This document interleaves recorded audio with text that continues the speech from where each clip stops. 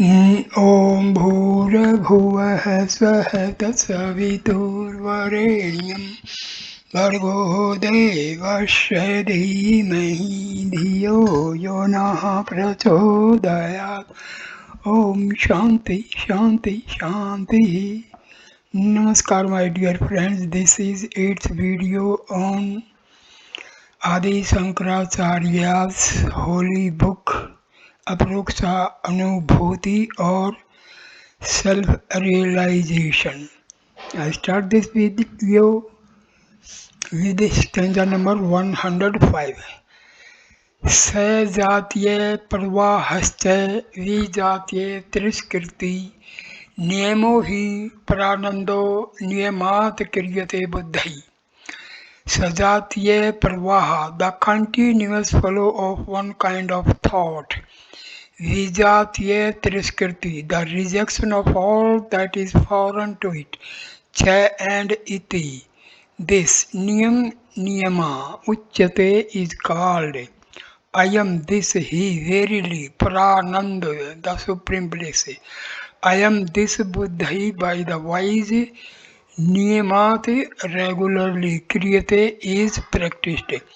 The continuous flow of only one kind of thought to the exclusion of all other thoughts is called niyama, which is verily the supreme bliss and is regularly practiced by the wise.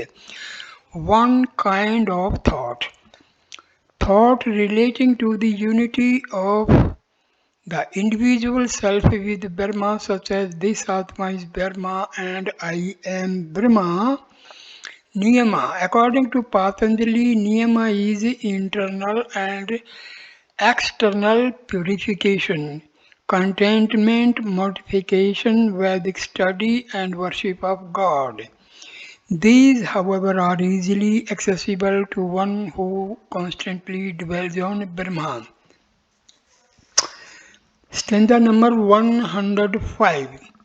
त्यागः परपंच रूपस्य चिदाम अवलोकनात् त्यागो हि महतो पूजः सद्यो मोक्षमयो यतः Chedatam Avalokanath, realizing it as the all-conscious Atma, Parpancha Rupasya of the illusory universe, Tyagah abandonment, he verily, Mahatam of the great, Puj honored, Tyaga renunciation asti is yatah because I am this sadhya immediately, moksha of the nature of liberation, bhavati is. The abandonment of the illusory universe by realizing it as the all-conscious Atma is the real renunciation, honored by the great, since it is of the nature of immediate liberation. The real renunciation. Some explain renunciation as the giving up all kind of actions, whether scriptural or mundane, and thus attaining to a state of inactivity. This, however, is far from what is really meant by renunciation, which is in its deepest sense is all positive. It is when one realizes Atma everywhere and thus covets nothing, that one is said to have real renunciation. The Shruti also declares, clothe everything in this transitory world with God and thus maintain thyself by that renunciation, etc. Isopanishad. Stanza number 107. Yasmad vacho निवर्तन्ते अप्राप्य मनसा सह यन्मौनं योगिर्भिगम्यं तद्वेत सर्वदा बुद्धः. Watch words, tap that, aprapya without reaching, mansa sah with the mind, yasmat from which, nivartante turn back, yam Yat, which Maunam, silence, yogi bhi, by the yogins, Gamyam, attainable, Buddha, the wise one, Sarvada, always tat that Bhavet should be. The wise should always be one with that silence where from words together with the mind turn back without reaching it, but which is attainable by the yogins. The silence, here it denotes Atma which is ever quiescent, where from words etc. It is a reference to the Tatiya Upanishad, chapter 2, stanza 9, attainable by the yogins because it is their very self. Stanza 108. वाचो यस्यानि वर्तन्ते तद्वक्तुं केन शक्यते प्रपंचो यदि वक्तव्यः सोऽपि शब्द विवेजितः stanza number 109 इति वा तद्भवेन् मौनं सता सहज संगीतं गिरा मौनं तु बालानां प्रयुक्तं ब्रह्मवादिभिः यस्मात् from which was a word nivartante turn back, tat that can by whom vaktum to be described, shakyate is capable, yadi if perpancha the phenomenal word, vaktava to be spoken of, so api even that shabde vivarjita divide of words Bhavati is or this, iti or this,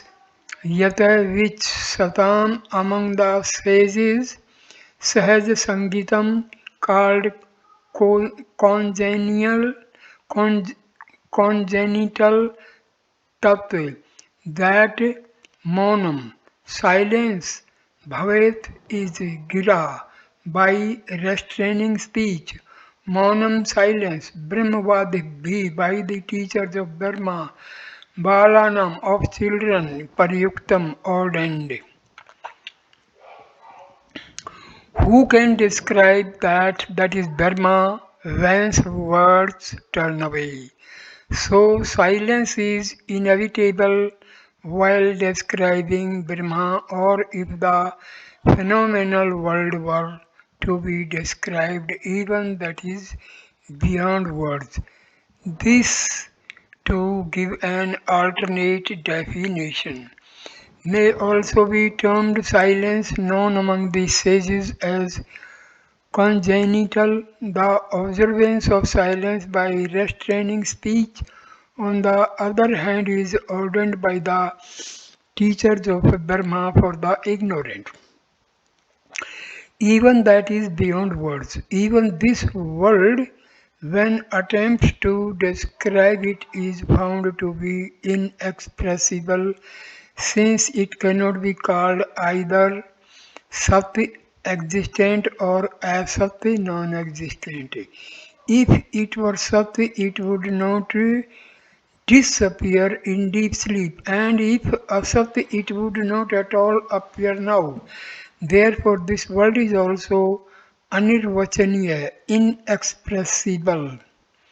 This, the inexpressibility of Brahma and the world, congenital, inseparable from Atma. Stanza number 110. आदावन्ते च मध्ये च जनो यस्मिन् विद्यते येनेदं सततं व्याप्तं स देशो विजिनः स्मृत. Adau in the beginning, ante in the end, cha and madhe in the middle, cha as also yasmin in which jana people, that is the universe, nay not vidyate exist yen, by which idam this universe satatam always vyaptam is pervaded, so that vijnah solitude desah space samrta is known. That solitude is known as space wherein the universe does not exist in the beginning, end, or middle, but whereby it is pervaded at all times. that solitude. Here it is Brahma that is indicated, for Brahma alone is solitary since it admits of no second at any time. Stanza 111. कलनाथ सर्वभूतानां ब्रह्मादीनां निमेषतः काल शब्देन निर्दिष्टो हविखंडानंदको देव निमेषतः in the twinkling of an eye Brahmadinam beginning with Brahma Sarvabhutanam of all beings Kalnath on account of producing Akhandanandak undivided bliss, Advaita, non-dual, he verily, called Shabdan by the word time, Nirdist denoted. The non-dual Brahma, that is bliss indivisible, is denoted by the word time, since it brings into existence in the twinkling of an eye all beings from Brahma downwards. It brings into existence, etc. The whole creation is nothing but a resolve in the mind of God. When He has a desire for creation, the universe is produced in no time. A parallel case we find in our dream when the whole dream world is brought into being in an instant by mere wish. Not only the power of creation but also that of preservation and destruction is also meant. Stanza 112. सुखेनैव भवेद् अस्मिन्जस्रं ब्रह्मचिन्तनम् आसनं तद्विजानीयान्नेत्रतः सुखनाशनम् यस्मिन् where sukhen easily eve verily ajasram unceasingly brahmachintanam meditation on Brahma Bhavet becomes tat that asanam iti as posture vijaniyat should know sukhnasanam destroying happiness itrat any other nay not. One should one should know that as a real posture in which the meditation on Brahma flows spontaneously and unceasingly and not any other that destroys one's happiness. That etc. That is a serene state of constitution. Not only other that is not any posture which brings about physical pains and thus distracts the mind from meditation of Dharma by dragging it down to the lower plane. Stanza number 113. Siddham yat sarvabhutadi visvadhishthanam maya vayam yasmin siddha samavistastadvavi siddhasnam viduhu. Yat which sarvabhutadi, the origin of all beings, visvadhishthanam, the support of the whole universe, avyayam, immutable, iti thus siddham well known, yasmin in which siddha siddhas, the enlightened samavista completely absorbed tattva, that way alone pandita the wise, siddhasanam as siddhasana, viduhu know. That which is well known as the origin of all beings and the sport of the whole universe, which is immutable and in which the enlightened are completely merged. That alone is known as Siddhasana. Siddhasana, this is the name of a particular yogic posture, but here it only means the eternal Brahma. Incidentally, two particular postures known to the yogis are mentioned in this and the next verse and explained with reference to Brahma. Stanza 114. यन्मूलं सर्वभूतानां यन्मूलं चित्तबन्धनं मूलबन्धः सदाशिवो योगस्यो राजयोगिनां यत् which सर्वभूतानां of all existence मूलं the root चित्तबन्धनं the restraint of the mind yanmoolam on which is rooted tat that moolbandha the restraining root Uchate is called Raj Yoginam of the Raj Yogins. Yoga fit ashrau this sada always seva should be adopted. That Brahma which is the root of all existence and on which the restraint of the mind is based is called the restraining root Mula Bandha, which should always be adopted since it is fit for Raj Yogins. The restraint of the mind, etc. It is through complete mergence in Brahma that the mind is truly restrained. Mula Bandha. This is also the name of another yogic posture. The truth underlying all this is that while seated for meditation, one should not bother much about the postures, but always try to engage one's whole go attention to the meditation of Dharma, which alone constitutes the goal. Stanza 115. अंगानां समतां विद्यात् समे ब्रह्मणि लीनतां no चैनैव समानव्यतो नर्तुजोत्वं शुष्कवृक्षवतः समे homogeneous ब्रह्मणि in Brahma लीनतां absorption anganam of the limbs sometime equipoise with that should know no chase otherwise Sukshvriksvat like a dried up tree, Rijutvam straightness not verily Saman Tvam equipoise Bhavati is. Absorption in the uniform Brahma should be known as the equipoise of the limbs. They have smaya. Otherwise, mere straightening of the body like that of a dried up tree is no equipoise. Stanza number 116.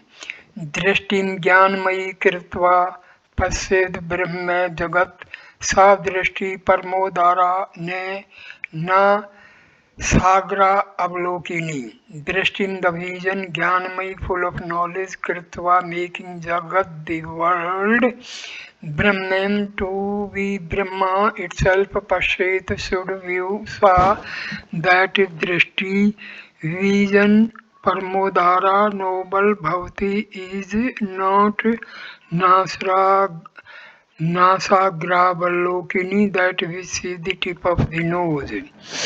The converting the ordinary vision into one of knowledge, one should view the world as Brahma itself, that is the noblest vision, and not that which is directed to the tip of the world, tip of the nose. Noblest vision because before it there is no distinction of high or low, great or small, since everything is merged in one all-pervading Brahma. Stanza number 117. दृष्टे दर्शन दर्शनां विरामो यत्र वा भवेत् दृष्टिस्तोत्रैव कर्तव्या नासाग्रा अवलोकिनी वा और दृष्ट दर्शन दर्शनाम of the seer sight and the seen Yatre where Viram cessation bhavet happen, Tatraiv there alone drishti vision kartavya should be directed, nay not nasagra avalokini, seeing the tip of the nose, or One should direct one's vision to that alone where all distinction of the seer, sight and the seen ceases, and not to the tip of the nose. That that is to Brahma, which is pure consciousness, and wherein alone ceases the distinction of the seer, sight and the seen. That a priori tried of all perception, not to the tip of the nose. It is said that while seated for meditation, one is to gaze on the tip of the nose. Gita, that is Gita, chapter 6, stanza 13. But one should not take it too literally, as in that case the mind will think not of a man but of the noise. As a matter of fact, one is to concentrate one's mind or Atma, that alone, leaving aside all external things. This is why meditation of Atma is here emphasized, and mere gazing on the tip of the nose is condemned.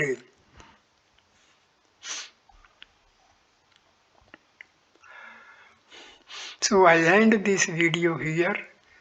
Thank you for watching this video. Please like, comment and share the video and subscribe the channel.